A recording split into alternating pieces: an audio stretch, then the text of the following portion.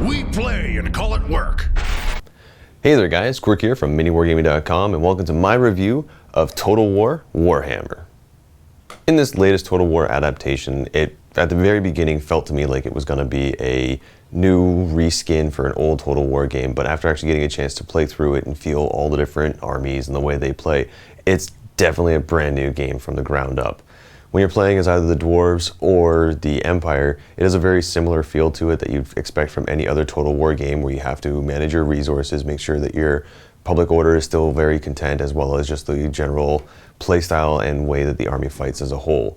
Some of the new additions that have been brought in with Total War Warhammer are things like the Orcs, who just completely survive off of a overall fightiness, and it's just that they have to keep fighting, they have to keep getting these battles going on, they have to keep raiding and pillaging all these different villages in order to keep their fightiness up. And once you've gotten that bar up to a high enough point, the game actually rewards you by giving you a WA, and that's just an NPC controlled army that'll go out and fight for you.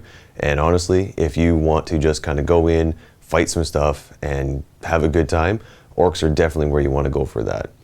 Another neat one is if you want to play as the vampire accounts. Now they have a special thing that they need to do where they actually have to corrupt an area before they're able to go into it, just so that they aren't fighting in the day. If you do try and do that, they actually suffer a large number of negatives to their overall fighting style.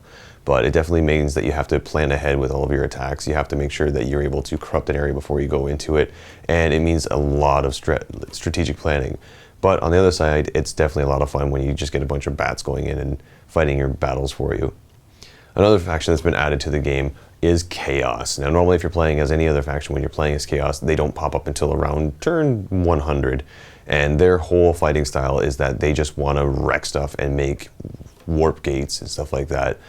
When I was playing as the Empire, I definitely noticed that when Chaos comes around, it wrecks my day, because they'll just come in, they'll attack a certain city, and then you have to rebuild it from the ground up. As soon as they've destroyed a city too, it's not like you can just go back in and repillage it. You actually have to rebuild it from the ground up, and it just breaks your total morale in the area.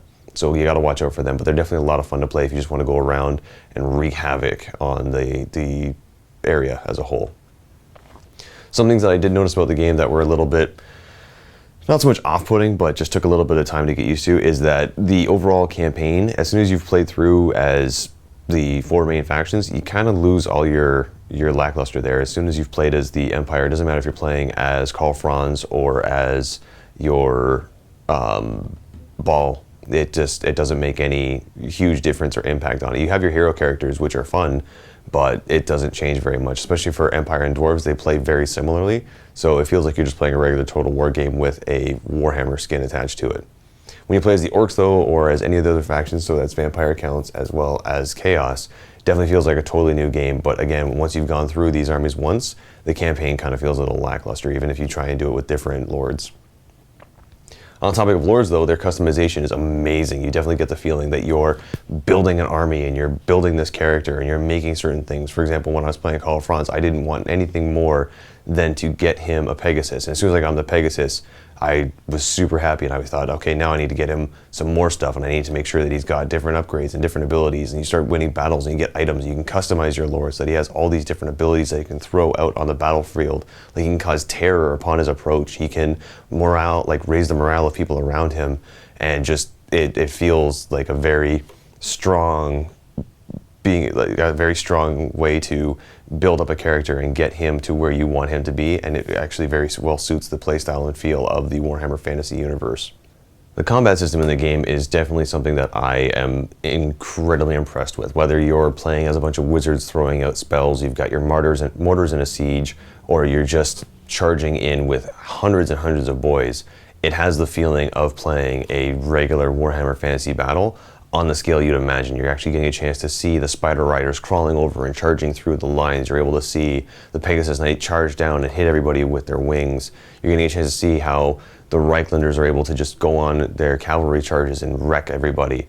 Or if you want the vampire accounts, just their hordes of zombies crawling across the board and reanimating the dead.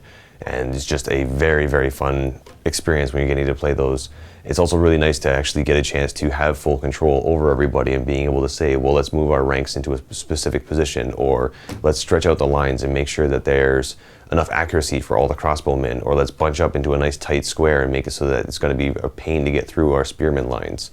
It's a lot of fun in order to be able to do that, and it definitely brings an interesting strategic value to it.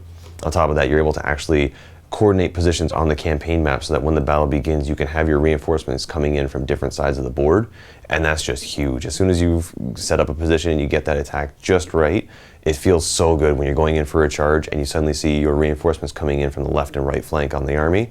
It's magical. It's just such a good feeling.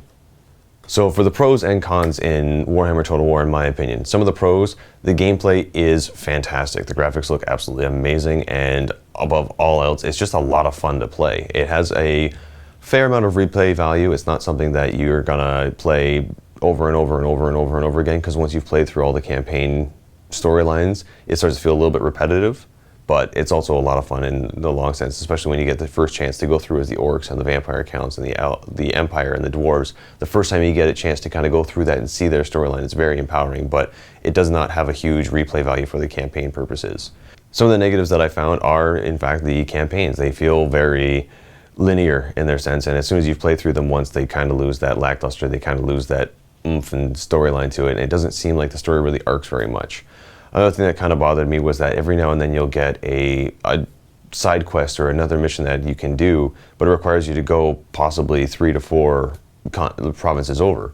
And the rewards for it seem pretty good, but at the same time you'd have to take your best character and have them charge halfway across the board in order to get this one objective, and it's very unreliable for you to do that. So it feels almost like a temptation or a way to kind of mess with the game. It adds some interesting challenges, but at the same time, it would be nicer if they were a little bit more realistic or achievable, in my opinion. So at the end of the day, I would definitely say, if you haven't got a chance to play Warhammer Total War, I would definitely recommend going out and giving it a shot. It's a lot of fun. And if you're a huge fan of Total War, you're gonna be right at home. And if you're a huge fan of fantasy, you're just gonna feel great when you're able to charge those orcs in, or you got those vampire counts, or you're able to take your empire and just move it as you would your regular army. It just is such a good feeling. So all in all, I would definitely give it a rating of probably 9 out of 10. I can't think of any reason why I wouldn't give it that. There's a few little things that I would fix, but at the same time, it'd be difficult to fix them and still have that Total War feel. But hopefully you guys enjoyed it. Thank you so much for watching. Don't forget to go to MiniWarGaming.com if you want to see more videos, as well as all the tabletop videos. And also guys, don't forget to like, share, and subscribe to this video. Thanks so much for watching. Happy wargaming.